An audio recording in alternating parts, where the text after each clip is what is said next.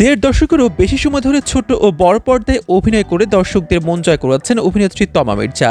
নদী জন চলচ্চিত্রে অভিনয় করে অর্জন করেছেন শ্রেষ্ঠ পার্শ্ব অভিনেত্রীর জাতীয় চলচ্চিত্র পুরস্কার। তিনি অভিনয়ের নতুন মাধ্যম ওটিটিতেও নিয়মিত কাজ করছেন। তমা অভিনীত কাজগুলো বেশ প্রশংসিত হচ্ছে। আলোচিত পরিচালক রায়হান রাফির সঙ্গে চিত্রনায়িকা তমা মির্জার সম্পর্কের গুঞ্জনও বহুদিনের। তারকা জুটির প্রেম গুঞ্জন ছাপিয়ে এখন শোনা যাচ্ছে তারা বিয়ে করে সংসার পেতেছেন। সম্প্রতি একটি ছবিতে নেটিজেনদের চর্চা আরও বাড়িয়ে দিয়েছে। ওয়েব ফিল্ম ও সিনেমা মুক্তির মধ্যেই তমা মির্জা ও রায়হান রাফিকে নিয়ে আবার প্রেমের গুঞ্জন শুরু হয়েছে। সোমবার ৩রা মার্চ ছিল রায়হান রাফির জন্মদিন।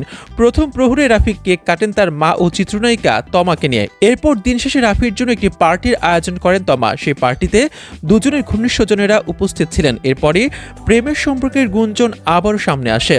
দুজনের ঘনিষ্ঠ জনেরা বলেছেন, মাঝখানে সম্পর্কের অবনতি হলেও এখন আবার তারা চুটিয়ে প্রেম করছেন। রাফি সোমবার রাতে জন্মদিনের আয়োজনের একটি স্থির চিত্র পোস্ট করে ফেসবুকে ভালোবাসার ইমোজি দিয়ে লিখেছেন, এখন পর্যন্ত আমার জীবনের সেরা জন্মদিন, ধন্যবাদ তমা এবং আমার পরিবার। একই স্থির চিত্র প্রকাশ করে তমা লিখেছেন, মনে রাখার মতো একটি রাত। এদিকে প্রেমের সম্পর্কের কথা সংবাদ মাধ্যমে প্রকাশিত হওয়ার পর বিষয়টি নিয়ে মুখ খুলেছেন তমা মির্জা। তিনি ফেসবুকে একটি পোস্ট দিয়েছেন, সেখানে তিনি প্রেমের সম্পর্কের খবরকে বিভ্রান্তিকর বলে উল্লেখ করেছেন। তমা মির্জা ফেসবুকে লিখেছেন, আমি সকল গণমাধ্যমকে এ ধরনের বিভ্রান্তিকর ও অহেতুক গুজব ছড়ানো থেকে বিরত থাকার আহ্বান জানাচ্ছে। একজন শিল্পী হিসেবে কাজ নিয়ে আমার যত ভাবনা এবং আমি আমার আগামী সব কাজের প্রতি সবচেয়ে বেশি নিবেদিত। যারা দায়িত্বশীল ও সততার সঙ্গে সংবাদ প্রকাশ করেন তাদের প্রতি আমার সম্মান সবসময় এবং তাদের পেশাদারিত্ব প্রশংসার দাবিদার।